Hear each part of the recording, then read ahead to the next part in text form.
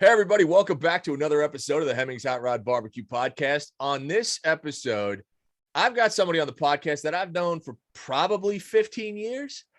He is definitely one of the OGs of YouTube, one of the OGs of any rally like the bull runs and the gumball rallies and everything you've ever seen. Rob Ferretti has been around for a long time, and one of the most witty car guys you're ever going to meet. He runs Gotham Dream Cars. He runs adventure drives. His rally antics are somewhat legendary. So I was like, I gotta have Rob on. So, dude, how are you doing? I'm doing good. Thanks for having me on here. This is awesome. Absolutely. So, like I said, I've known Rob for a long time, and Rob's YouTube channel is called Super Speeders. So, first off, it's got about 800,000 subscribers.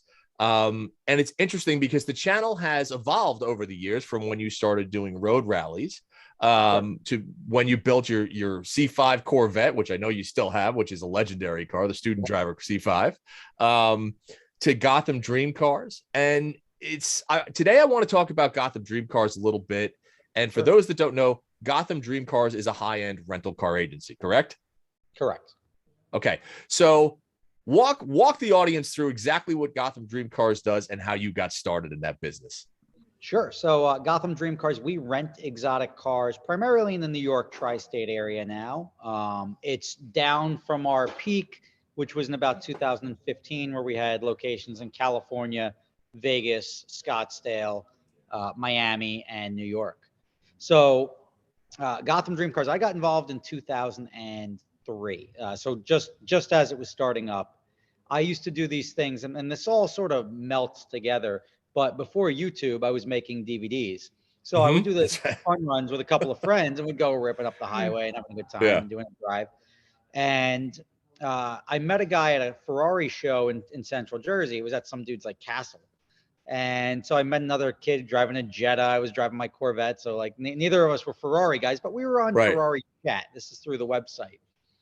And so we're both young. So, hey, what's going on? So we just start talking. And he's like, oh, I'm starting up a rental company. I'm going to rent Ferraris to people.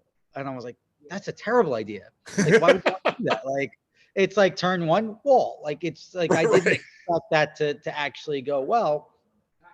But I'm like, look, if you get a Ferrari or something like that, I do these fun runs. We go out for drives. You should come along. And he's like, okay, but if I don't, I'll just bring my Jetta. I'm like, something about I get it. Your Jetta's hooked up, right? You did the coilovers, you got the whatever. But we're doing $160 down the highway. Jetta's not I just don't want to leave you behind or make you feel weird. Right. So it's oh, okay, I get it. So he got, fast forward a couple of months, he actually got, this is Noah, by the way, my partner. He got a Ferrari. He got a Ferrari 360.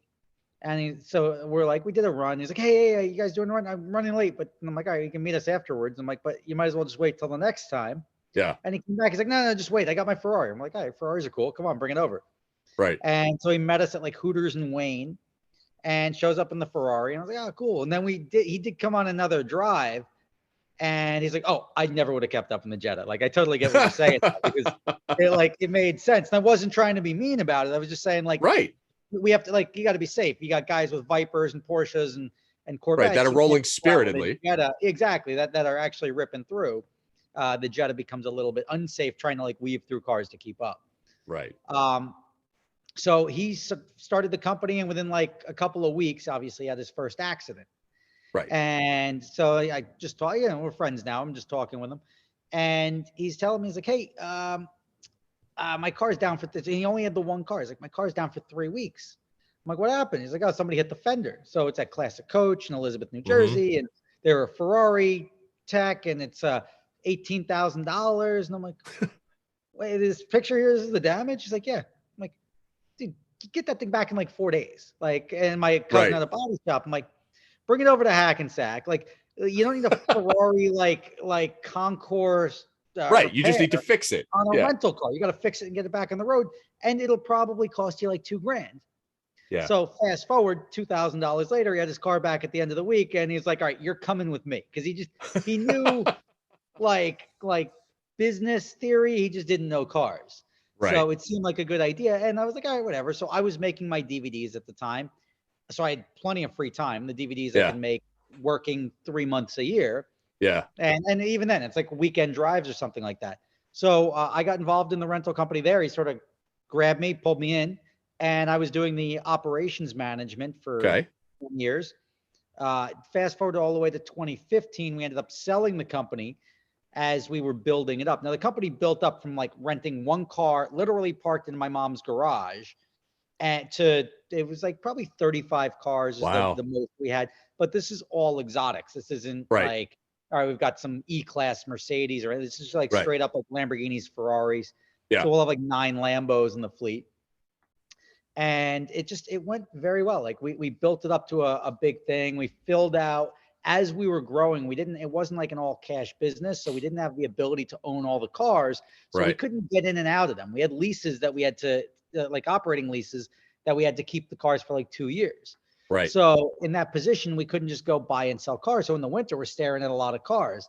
Right. So that developed the company to then we made up the event, because initially it was all, it's like predominantly a weekend business, right? The cars Sure. always go out every weekend. They sit around during the week. So we're like, all right, what do we do with these cars? I can't give it for like half price during the week. We don't make money doing that.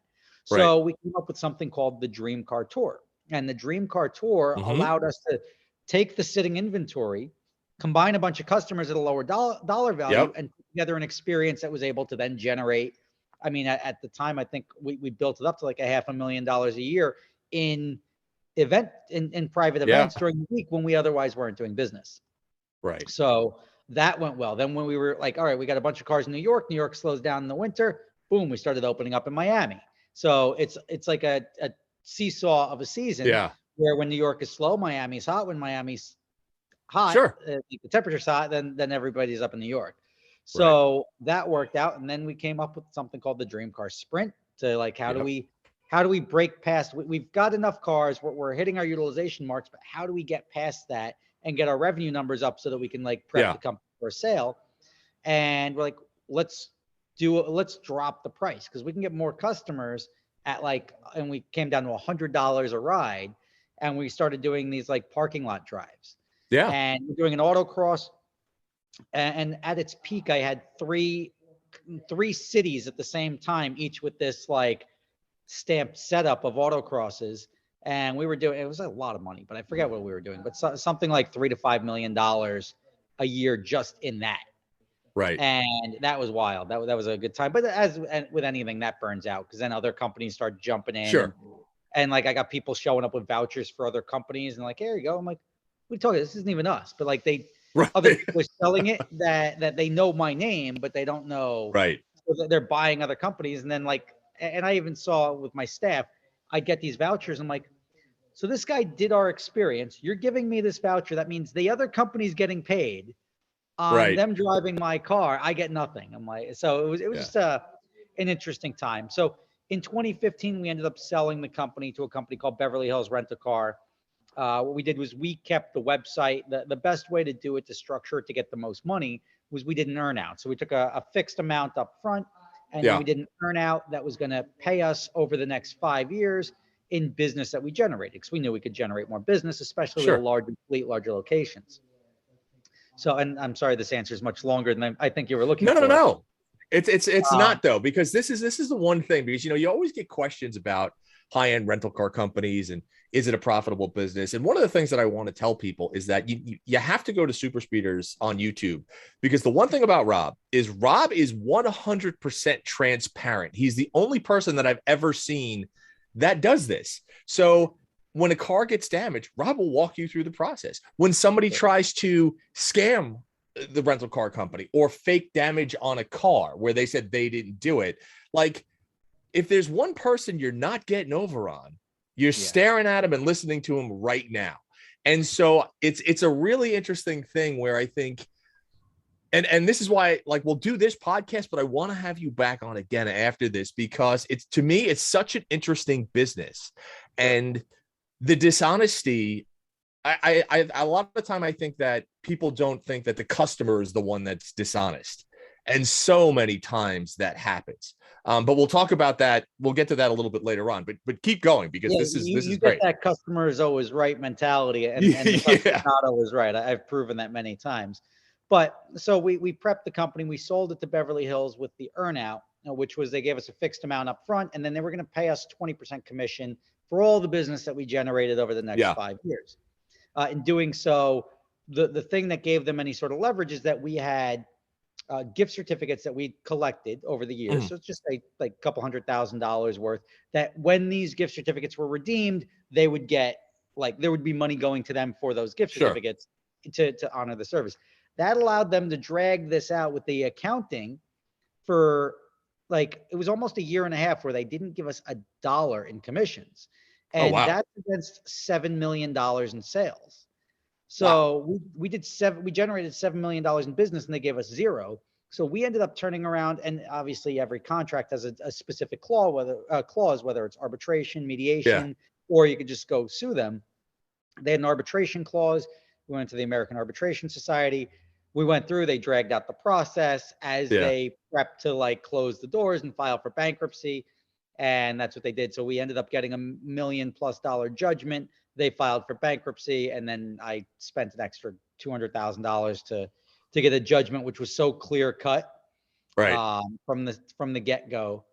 But it got a little frustrating. So then the fact that we sold them, that we were still in control of the website and then the stream of business, allowed me to then start another rental company to do the fulfillment again for my own company. Because I ran into a problem where my website was generating all this business and they stopped producing cars.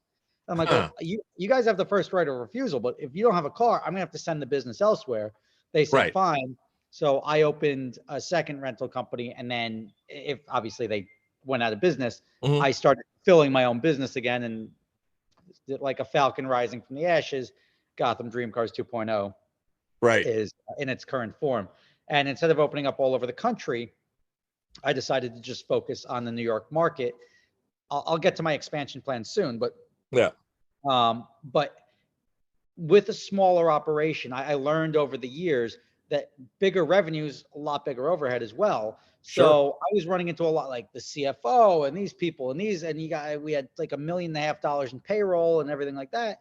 I'm like, we were making more money when we were a smaller company. Our profit margins were higher than when we were a big company. So that's what I went with. I went with a smaller company now, and I'm making more profit than we were making when we were a $5 million business or $7 million business than we were. So like I went that road, and I'm keeping everything closer to the hip. But now I'm also steering away from the sexy. And everybody loves getting to the business because they think it's great that they get to stunt around in Ferraris and Lamborghinis. So the sexy, you're talking about the exotics. The cars. Yeah. Okay. Yeah. And everybody wants the Ferraris and the Lambos and the Cullinans and all this stuff, but that doesn't necessarily mean it's a good rental car. The return on equity is not there. But a lot of people figure out creative ways to get around that, but then they're not running a business. They're running a hustle.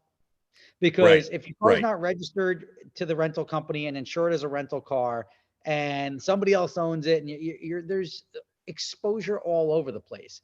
You don't have the same cost structure. If they're out there rolling back odometers or doing the super kilometer filter, which happens, ridiculously amount. Like, it's the amount that happens is so frustrating. But these guys come in and go out of business, and you see it all the time. They come, they make a split. Oh my God, they're giving it to me with unlimited miles for less than you. I don't do unlimited miles because you go put 1,000 miles on my car. My car's value goes like this. So I can't give you unlimited miles. Anyone it is full of crap, effectively. And I'm going to try to apologize for the language if that's no, that's all good. It's all good. We're adults. Okay. So I mean, you get a lot of illegitimate and there's service shops that service like Urises and stuff like that come in, and these guys are getting new sets of tires on their car at like 1,500 miles. And it's no way this thing has 1,500 miles. Like, oh, no chance. So these guys are renting out these cars and they're shutting the odometers off. So you can go out and put as many. Oh yeah, sorry, the speedometer's not working. Why is the speedometer not working? Well, it's because you disconnected. So the tools to skip the recording of the odometer, which is one of the biggest issues you're going to have with renting an exotic car, is you put a ton of miles on it, and therefore it becomes much less marketable on the secondary market. Now you take these cars, and now if you're eliminating your depreciation, because now you're buying a car with 1,000 miles, selling it with 2,000 miles 8 months later when it really has 20,000 miles on it. You're Mhm. screwing the next guy. But you also Right. can't bring that car into service at the dealership. You got to go to the small mom and pop shops that are gonna like take cash and keep things off the service records. Right. And that's how they're doing it. But like, I mean, it's tough to compete with that, and I don't really want to. And that's the Right. thing. You've got a lot of that in Miami, and a lot of these guys get into. Oh, you got your Lambo. I'll rent it out for you, and what like I'll split the money with you. So this guy's got no overhead. He's taking somebody else's car who's got his Woodside credit lease, and he's paying Right. $4,000 a month for his Lambo. Now he's getting $6,000 a month from this guy, so he's getting a free Lambo plus $2,000 in his pocket. Like, Right. it seems like a good idea, but it's just the exposure of that is so high, and you can't sell that. That's not a business. You can't sell like, hey, Hertz, here's what I want to sell you. What the hell is this? Like this, Right. this is not a business. It's a hustle. So there's a lot of guys hustling through the industry, and you could see it from like the get go. You can go to these websites, and the guy's got everything from Paganis to Bugattis. The Right. guy's got like one 2010 R8 with 100,000 miles on it. Right. So it's they advertise anything. They'll do bookings on anything, and then when you call up, oh, sorry, Pagani just got crashed. I got an R8 I can give you. And now this guy's painted in the corner because he needs a car, and that's the best he's going to do. And I do get a Right. lot of calls from customers like, hey, I need a car. Sorry, last minute, the other company bailed on me. And that tends to happen. Right. So it's a nasty industry as far as that. It attracts a lot of bad actors. Okay. And it's tough to compete with that, but I just sort of take the high road through there. And we've been doing this now for 20 years. So it's something that I guess I'm doing something right. We're happy with our fleet. We're happy with the cars. We have a lot of Yeah. happy customers, and it's gone really well. So now that the expansion plans that I want to do is, instead of going to these like hot markets like Miami and everything like that, Yeah. I'm going to go to markets that I see an opportunity, like luxury markets, even something to the extent of like, I'm going to go down to the Outer Banks in North Carolina, which is, I mean, you're Sure. probably familiar with it. Oh yeah. Been there. And rent Corvettes and Jeep Wranglers. Absolutely. Sure. And that's seasonal. It's in, it's out. I buy a bunch of cars that are $30,000 to $50,000. I'm renting out for $150 a day, in, out, sell them at the end of the season. I'm done. There's also other like other areas that have like ski resorts and everything like that, where people, you can't get a hotel room for less than $1,200 a night. Yet there's no like premium rental company, so everyone's driving around like Nissan Armadas and everything. Right. So like, who wants to get off their private jet and jump into a Hyundai when you could take Right. an S, like a new S class? So I'm gonna get into a lot more of that. The S classes, the Range Rovers, the G wagons, and start renting those out. Let me ask you, Rob, when did you decide to start being transparent in regards to costs, in regards to, I'm not going to say, just transparent in regards to the experience as a whole, right? And that goes from other rental car companies to saying what your costs are, to walking the consumer through literally the entire process, from rental to this is what you can and can't do. This is what happens when you screw a car up. When did you decide to do that? Because nobody else in the industry does that.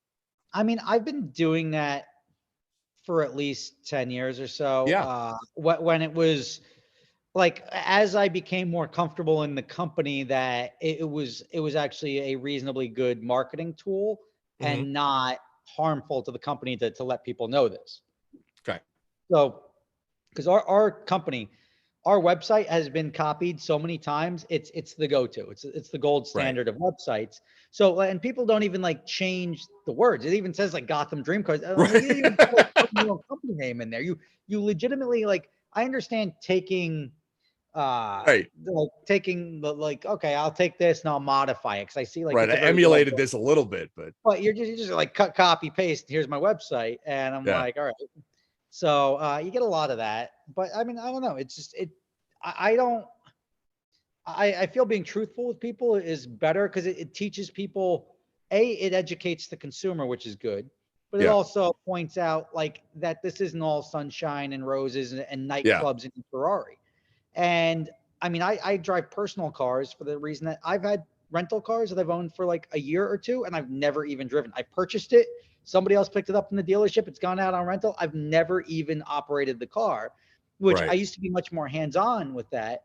So now people will call me up like on the emergency line and be like, hey, I'm having a problem with the car.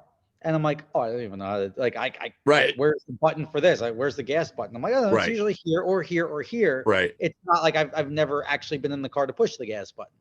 Right. So, So how often do you rotate cars through the fleet? So for instance, if you buy, and the other, I guess the other part is when these cars are purchased, are they purchased new or are they generally purchased secondhand? depends on the car. Gotcha. It's if a car, like think of a McLaren, right? The McLaren's got a giant depreciation curve. So I wouldn't Okay. buy one at 400,000 and sell it for 150. I wouldn't Right. be able to generate enough revenue. But I'll buy it at 190 and sell it at 150. Gotcha. So, Okay. and that's why I'm saying a lot of people are renting cars. It doesn't really make a lot of sense. Like for anyone to be renting like an Aventador SVJ or SV right now, Yeah. it's mind-boggling because it's $900,000 in equity to get that car. So why would you go out and buy a $900,000 car? You like for that to make sense, you have to charge like 10 grand a day, but you're not. You're Right. charging $1,800 a day. That makes no sense. Your entire Right. business model is now hoping somebody wrecks it so you could put a whole ton of miles on it. And there are businesses like this where they just go to the lowest common denominator. They drop the prices really low. So it goes out all the time, put a ton of miles on it. And eventually the law is that somebody's going to crash it and then you're going to total it Right. out and you don't have to worry about selling. Right. Right. So, Are there marks that when you do look at cars, like you said, McLaren has a massive depreciation. yep. Are there marks that you look at based on reliability, obviously based on depreciation, based on cost of maintenance, things like that? All that gets factored into a purchase decision. Mhm. And also the pricing model, right? Like what are other people renting out Maseratis for 149 a day? If so, I can't go buy a new one and charge 500 a day even because I'm going Right. to lose. Like Maserati's another high depreciating car. And if you could buy it out of warranty, same thing with McLaren, Maserati, they're both very similar. That they're huge depreciation curves if you buy them new, but if you buy them used and then they're out of warranty, there's huge potential maintenance expenses and Okay. also a lot of downtime. So you're going to run into a problem is if the car is not safe to drive, Oh you yeah. can't rent it out, and now you're stuck giving them a substitute or losing your customer versus getting stuff that's more reliable. Now, I would say after 2010, cars got significantly more reliable. I mean, Okay. comparing the reliability of a 360 Yeah. or even like a Diablo or an '02 Murcielago to like these newer cars, the Huracans and the Yeah. 458s and the 488s. I mean, the maintenance is oil changes. That's why Ferrari includes 7 years Really? of maintenance on their cars because like there's not really much to it. They built good Really? cars. Yeah. I didn't realize that. So, and I think that's one of the misconceptions that these cars are very fragile for the most part. And I know back in the day, when you talked about a Ferrari, like you mentioned 360 and stuff like that, they are very maintenance intensive. Yep. How many miles will a rental car generally accrue during its time at Gotham or It during its time in the depends. I fleet? mean, I usually turn them over every 10 to 20,000 miles. So 25 is really like my sweet spot where I like to get rid of them and get newer ones. Yeah. And it depends on the car, like Lamborghinis and everything like that. Now it makes more sense to order them new. So I just keep ordering them new. Huh. Okay. But then I just went out and bought a Gallardo because I realized I had a hole in my fleet where I didn't have anything in that like $1,000 a day price point. So I went out and got a Gallardo. I went out and bought an Audi R8. I went out and bought an Aston Martin Vantage Interesting. and a Bentley Flying Spur because I had a ton of cars between like 550 and 750. And then I Yeah. jump up almost $2,000 a day. So like there's a wide range of like Right. hole to fill. Okay. When the customer comes in, will they ask you, like, do they think they generally know about all the cars that you have in their fleet? Or like, do you find that they're knowledgeable, or do you have to educate them on what the car is, what its performance is, what to be careful of, when they take it out and drive? Like, how much It's a lot education of is there? education. Yeah, there's a lot of Yeah. education for a lot of people. You can't expect a lot of people haven't driven anything like this before. Right. So you have to sort of educate them and make sure we take them on test drives to make sure that they're safe in the car. Hey, you comfortable with it before you go? They've made these cars so easy to drive though. It's really like anyone, even like you can pull up to a valet stand, they can figure out how to get Right. around without damaging it. So there is that acclimation period, but we go through at the time of delivery. Hey, you have any questions? Here are all the buttons. You don't need to just don't touch the red button. But other than Right. that, like here's your radio controls, music. A lot of people don't rent these for performance driving. right? Like, Okay. I'll remember when we're like on our Lambos, we used to turn off traction control, or like cut the wire behind the Yeah. switch so you could not turn off traction control. It's for your Ah, safety. right. Of So like course. there's nothing. And I remember one of my customers got the car and he's like, I can't enjoy it if I can't take traction control off. And I'm like, I would like you to bring my car back right now, because if you think taking traction control off is preventing you from enjoying a V10 Lamborghini, Yeah. then you're the wrong customer. Right. And I just had a customer call up the other day, and I heard it was like, excuse me, which cars do you have that have a center handbrake? And I'm like, Oh, sorry, yeah. can't help you there. Yep. Nope. Wrong Yeah. question. So So on the scale of abuse, right? You said a lot of people don't rent the cars for performance. They want to take them out and they want to just show off and have fun and honestly just experience the cars, which is what you would hope that most customers do, right? After doing this for as long as you've been doing this, how good are you at reading customers when they walk through the door? I'm pretty good. The abuse that the cars get are not what you would think. It's not like you and I like taking the car out and doing a rally or something with it. Yeah. A lot of the abuse it gets is like a lot of asses in the seat, right? Like a lot of, oh, hey, like you pull up somewhere and you got 50 people sitting in the seat to like take their photos and everything. Or like if they're filming like a rap video and they're like sitting on the roof or standing on the hood or doing stuff that you're not supposed to do, right? But it's cool in rap videos. That sort of stuff beats up on the cars. I used to data log for, I think, 6 months. I was data logging with the cars to see what the use actually was. Yeah. And the common theme was like 9 out of 10 people didn't drive hard at all. It was always like going to Starbucks, driving to Times Square, sitting in traffic. Right. And everybody for the most part would like go once in their entire like 2 or 3 day rental and do 100 once. Like it would like you'd see them go like to 100 or 105, which in these cars is nothing. It's nothing. Yeah. And that's the only time they go above 80 the entire time. Because remember, there's also a lot of cops out there. Sure, of course. So like, and then you get the 1 out of 10 that'll go out and like spiritedly drive to 130 or whatever it is. Right. And those are rare, but like the cars are designed to do it. Like it's not like the car is going to fall apart if somebody goes fast. The stuff that's usually bad is if somebody tries to do donuts or drift or stuff like that. But we don't really get a lot of people like that. And if we do, they usually end up crashing the car, and then it doesn't matter anyway. Because everybody like in your head, you're a great driver, right? Like, oh, you don't want to watch me power slide this turn. Yeah. And then like physics catches up. You're like, what the hell just happened? Oh, your car went bad. I'm like, the car didn't go bad, pal. Like you can't e-brake turn a GT3 like on the BQE. That's not how it works. Right. So what is the percent? Like, okay, so let's do this. Give me some excuses. Like, obviously you've seen cars that have come back damaged. Yep. What type of excuse will somebody make? Like, if you know, give me some of your favorite excuses that you've heard. It's always the car's fault. Like, it's always like, oh, or it was either like that, they don't know how that happened, or it was the car's fault. We had a guy who crashed our 488, going through in the rain, leaving a toll plaza. And obviously, like, he's leaving the toll plaza, trying to hit it. Car gets out into the barrier. And he blamed the tires for being bald. I still have those tires just because we're going back and forth on that. His insurance company paid out. And it was like, yeah, like the tires aren't bald. It's like, these are the tires. Oh, the tow truck guy said they're bald. Here are the tires that were on the car. Right. They're not bald. You crashed because you turned off traction control in the rain. And also you're saying like, oh, like it was raining and like, you didn't tell me to put rain mode on. I'm like, seriously, dude? Like rain mode is not, if you drive and I go back to the GPS guy's doing like 110, like a minute before he crashed.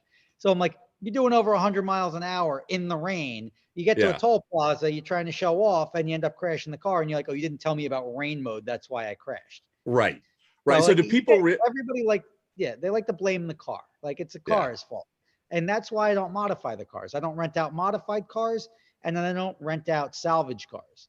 Because if you have a salvage car, they're going to be like, well, this car wasn't right and it was dangerous to operate. 'Cause you'll always find an attorney that's going to try to sue anything, whether they have any claim or not. And if I'm modifying cars, putting bigger wheels on it or anything like that, now I have to explain why I thought Ferrari's wheels were bad. Even to the extent where you go, like I had a customer just got a flat tire. So they pulled up to the dealership, and the dealership was like, oh yeah, these are not Lamborghini approved tires. And I'm like, they're Michelin like PS4S tires. Like these are the Right. best like performance Right. tire you can get. Yeah. But Lamborghini's got to deal with Pirelli. But that doesn't mean the tire is unsafe on the car. So Right. the dealership just wants to sell you a set of tires for $7 Of grand. course. Of course. So, but it just stuff like that is just the stuff that you hear. Like, oh, the tire, but like a lawyer will jump on that. I have a representative from the dealer here that says these are not Lamborghini approved tires. Yeah. And I'm like, yeah. So what's like, Yeah. and then you got the tire expert to prove that the Michelin PS4S is far superior to any Pirelli tire ever made, and it doesn't make the car any less safe. Right. Of course. Of course. It's just like stuff like that we tend to see. A lot of the times, like I don't know how it happened, which is why we enacted the policy because I don't want to get into an argument with a customer. So versus just filling it out in the contract, I don't want to train you to be a car examiner expert. Of course. And I don't want you to have a bad taste in your mouth, like I'm trying to put one over on you. So now we take like 20 pictures around each car before it goes out and when it comes back. And now I've got this entire history of the car where you could see, like, even if we miss it, hey, when did this happen? It was there. I missed that. It was like that. It was just something that you normally wouldn't see. It was like that when we delivered it to you, but we find out who did it and then we can bill them properly. And then sometimes who knows, it could be an employee. An employee never damaged a car either. So it could be an employee between like loading it on the truck and bringing it back, something like that, or going to the gas station. Well, it's interesting. You brought up a good point with the wear and tear that I didn't even consider, which is, if the cars are rented out for entertainment purposes and you're right, the 30 people getting in and out of a seat, wear on the bolsters, wear on the leather, wear on the door panels, wear on the roof, if they're putting cameras or mounting cameras to a car and things like that. That's interesting because honestly, that's something that I didn't even consider. I mean, I think most people consider a rental car where you get in, you rent it, you take it to point A, then you take it back to point A, and that's it, right? Yeah. So do you get a lot of rentals for entertainment? We do. A lot of movies. Okay. Movies are usually very good because they don't we'll include 100 miles of use per day, but the movies, they use like a mile. Right. So like I'm getting significantly more money per mile on that movie rental and so there's like no wear and tear versus, and it's all super insured and everything like that. So the risk is very minimal. Right. Versus renting it to a guy who's going to go out and put 300 miles in a day and I'm going to get a couple of dollars more, but those all average out in the end. Right. Well, after you've done it for so long, do you still enjoy it? Like, is it an enjoyable business to be in? Yeah. I mean, I enjoy it. It's not the same thing every day, which is what I enjoy, right? Like I enjoy the fact that it's always constantly evolving and it's like the markets the ebbs and flows of the market. Like now the market's crazy. Like it would never make sense to go buy a car for $40,000 over MSRP, like an Escalade. Right. And then go rent it out. But they for an Escalade, they want 40 grand over MSRP. I can't charge Lambo money for an Escalade. Right. So I just don't carry them. And, or like I'll go out like with a Porsche instead of getting a new 992. Any 992 convertible right now is like over MSRP for a 5,000 mile used car.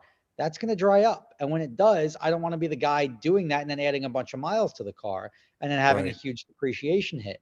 So less sensitive was the like 991.2. So I'm just going to get another 991.2 because 95% of the time people are like, what type of car? What's the price point? And I'd rather say I'm giving you a 2019 or 2018 911 convertible for $600 a day than I've got a brand new 2022, but I've got to charge you $1,200 a day because they rather to them it's a Porsche convertible. They don't care. It's a low mile Porsche convertible. That's what they like. The condition they like, and there's nothing bad about a 991.2. It's a great car. Sure. So I've been buying cars to hit the price point versus buying cars that are better and then trying to price them to make them work. Gotcha. Let me ask you, do you find any time that people who say might be in the market for, say, a Ferrari or a Porsche or a McLaren, and these would be, relatively good net worth individuals that come in, will they rent the car to experience the car to say, you know what, I'm interested in driving it. I want to rent it for the day and see what it's like. Smart ones do. I mean, that's like the least amount of insurance you'd ever want. Like if you're making a purchase decision in the hundreds of thousands of dollars, or even, I mean, it's proportionate. Like for a Corvette, like I want a C8. Do I want to go spend $100,000 in a C8? Let me spend $1,200. I'll take it out for the weekend and I'll know if I love it or not. Right. Because any car, I mean, you've had the short test drives before. Like you get in a car for 10 minutes, you sort of like it, but you don't know. You don't know. You don't know everything about it. Like you Right. can't go on a date for 10 minutes and know everything about somebody. Right. So taking it for a weekend, you at least get a better feel as to whether that car is right for you. And even at like $4,000 for like a Lambo for the weekend, if you're otherwise going to go and spend $300,000 or $400,000, right. If you change your mind and try to sell it, you're losing $30,000 or $40,000 because you made a decision that you didn't like. Right. Oh, Yeah. you know what? I don't fit in the Huracan Spider because it's got a low roof line. Like you probably have a hard time fitting in the Huracan Spider. I have a hard time fitting in most stuff. Yeah, but now imagine you ordered a Lambo and you spent $290,000 on it. You spec'd it out. You waited a year only to find out that you don't really fit. You don't fit. So, well, I'll tell you, man, it's really interesting because that's one of the things. I mean, we're fortunate, like I've gotten press cars and stuff, so we know what cars are like, right? And we get a lot of questions from people: would you buy this? Would you purchase this? And some are high end, some aren't, whatever the case. But we do, when we get a car, we get a chance to live with it for a week, and 5, 6, 700,000 miles, or 7,000 or 100 miles, or whatever the case is. And so we know: is it a good car? Is it a bad car? Do we recommend it? So yeah, I was curious if people to do that, with exotics, because I think that's said, if you're going to spend $400,000, spend $1,500 for a weekend and see if you actually like the damn thing, or the day, and see if you like it. Put a couple of 100 miles on it. Well, Rob, we're coming up on top of the hour, and I wanted to talk about Gotham because I think the business model is so interesting. And I think that, again, I really want to encourage people to go to the Super Speeders channel and watch the videos that you have, because and we're going to discuss this more next time I have you on, which is going to be very soon, because one, I think the transparency is something that everybody should look at. And I do not think they understand what goes into running a business like this. It's not your standard rental car business. Two, I love to listen to the educational portion of what you say, not just to prospective renters, but just to the general public, because you've got a way of breaking stuff down that everybody can understand. And there's no bullshit, for lack of a better phrase, in that. It's very open. It's very honest. And obviously, thank you for that. So, but yeah, next time you come on, like we hit Gotham this time, but I want to talk about other stuff too. I want to talk about adventure drives. I want to talk about, Rob's C5 Corvette that you've had for how many years now? I bought it new in 2000. So it's a 01 and I've had it for now 21 years. Which is great. And that car, if you haven't seen it, just go to Google and type in Super Speeders Corvette. It's student driver Corvette, best car ever, man. So let's regroup maybe next week and have you back on, because I want to continue this discussion. For everybody else out there, like I said, Rob's going to come back on, but I want you to go to Super Speeders on YouTube, Gotham Dream Cars. Check out the website because it's very, very cool. And yeah, Rob, thank you for coming on. I really appreciate it, man. No problem. I'm happy to be here. All right, everybody. Well, as this episode of the Hemmings Hot Rod BBQ is coming to end, but as always, go to our classifieds and our auction, check out different cars that you may want to buy, list, or sell, whatever the case. And other than that, we'll see you next time. Rob, I'll be talking to you soon. You got it. Thanks for listening, folks. And again, please subscribe to the Hot Rod BBQ podcast. If you're on Spotify, check us out there. Subscribe to it on iTunes. And if you are going to go to YouTube, make sure you go to the Hot Rod BBQ podcast and hit that subscribe button, and we'll come to you every week.